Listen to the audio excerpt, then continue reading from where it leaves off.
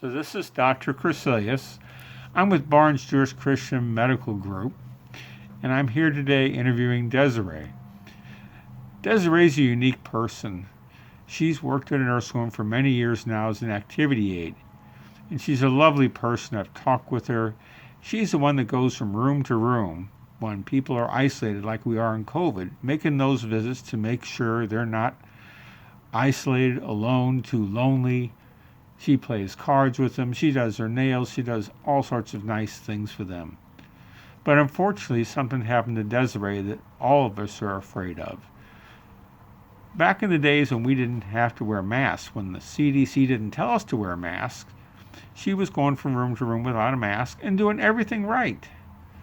But as it turned out, Desiree ended up having COVID and didn't know it.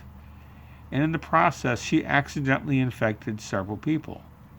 So I'm here today interviewing her because I want her to tell you all how important it is to wear a mask and what a big difference it can mean in people's lives. Desiree, tell me how you feel about the experience you went through. What sort of things are running through your mind? What would you tell the people you work with about wearing a mask?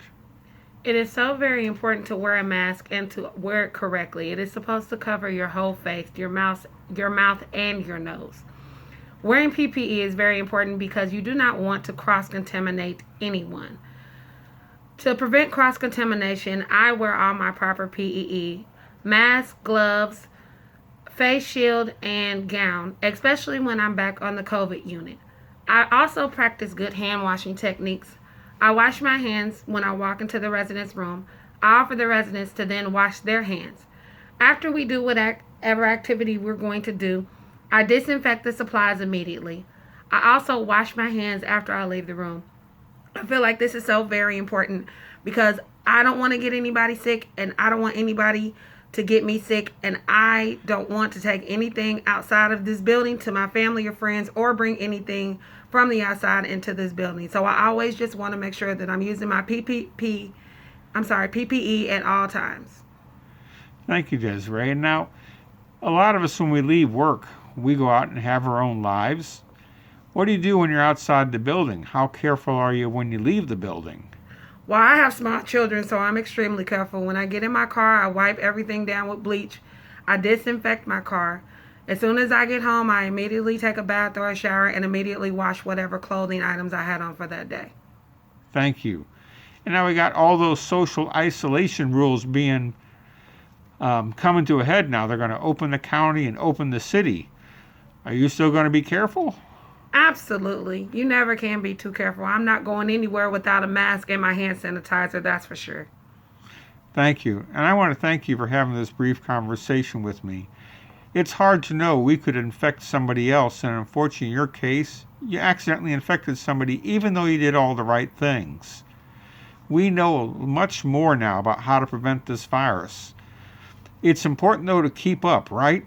Absolutely. So if anything new comes out, you're going to follow it to the letter, right, ma'am? I sure am.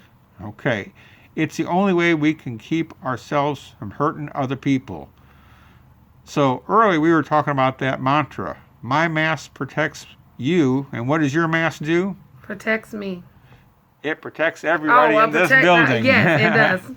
That's fine. We all get befuddled. COVID makes us all a little crazy sometimes, doesn't it? Mm-hmm.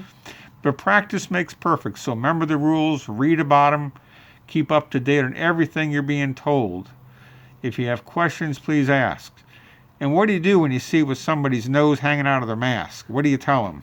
Get that mask up over your nose. Thank you so much. I really appreciate the time, Desiree, and thank you for working in long-term care. You are a hero to me, okay? Thank you. you. Thank you.